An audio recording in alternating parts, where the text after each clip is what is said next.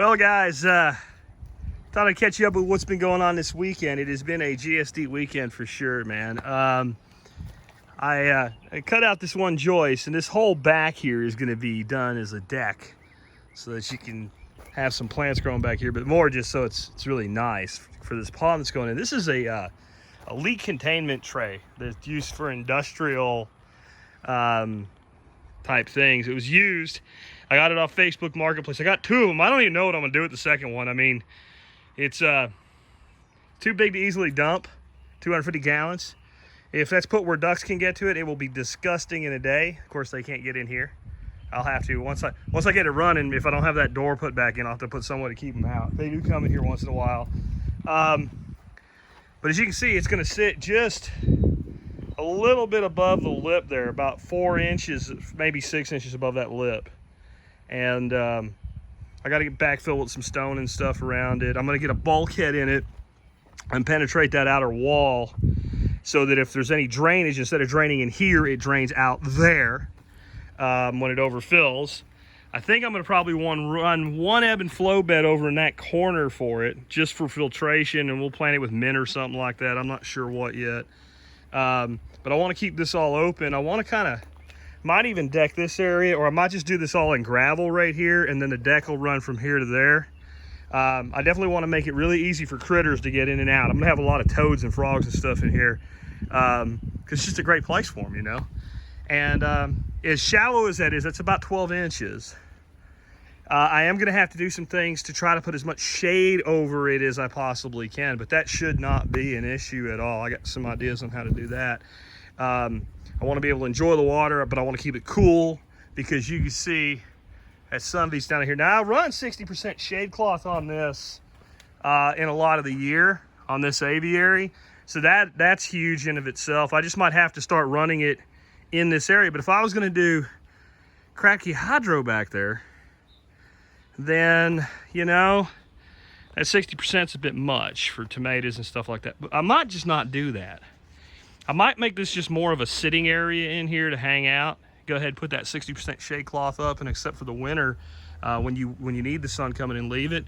And maybe do some plants back here that are more tropical, just more ornamental. Then I could even aquaponic the whole thing instead of hydroponic the back. I could do some stuff coming in off of this water here. For fish, I think I'm gonna go with Shibunkin goldfish. It's a bit small for koi. And regular goldfish are kind of boring. Shibunkins look like little koi. And, you know, if you put any kind of like bluegills or anything, I got those everywhere. And you don't really see them. So I'm probably gonna do Shibunkins, and I might even do white cloud minnows out here. They do survive our winters. But I wanted to show you something I'm kind of proud of. So I also want to show you what I did with all the dirt. So where the hell did all the dirt go? You know, there's a little pile there. It went in here. Remember the big giant hole? Ain't no hole no more. That was just convenient. This is really high quality stuff because the quail lived in there for so long. Really fertile. It would really have been great to take it somewhere else and use it for gardening, but I had it, you know, and I'm not having an easy time getting materials delivered right now. Some of y'all were worried about that tank, how it bowed a little bit when it was full. See, now it's got all that support. I didn't have to dig a hole, I just had to fill one. I guess I didn't have to dig a hole in here. But it also will help with the temperature control. That one got filled in a little bit too. But yeah, it's pretty good. And I wanted to show you something, again, something I'm proud of. So I did this by eye. I used my road hoe over there and my shovel, and I had to carry all the dirt out here with buckets. You can't really get a wheelbarrow in here.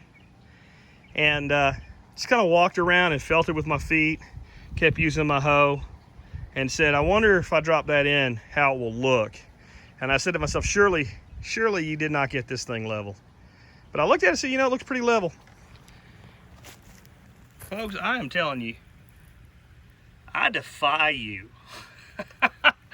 I defy you to do better than that with a single dig, that big of a space, with a drop in, and get any better than that. And it's pretty much level all around.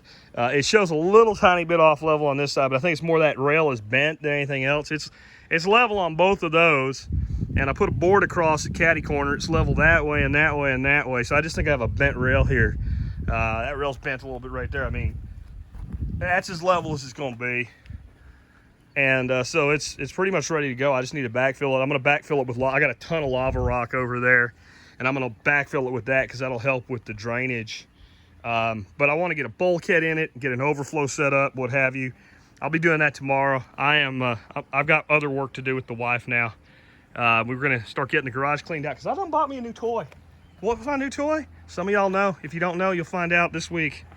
Take care.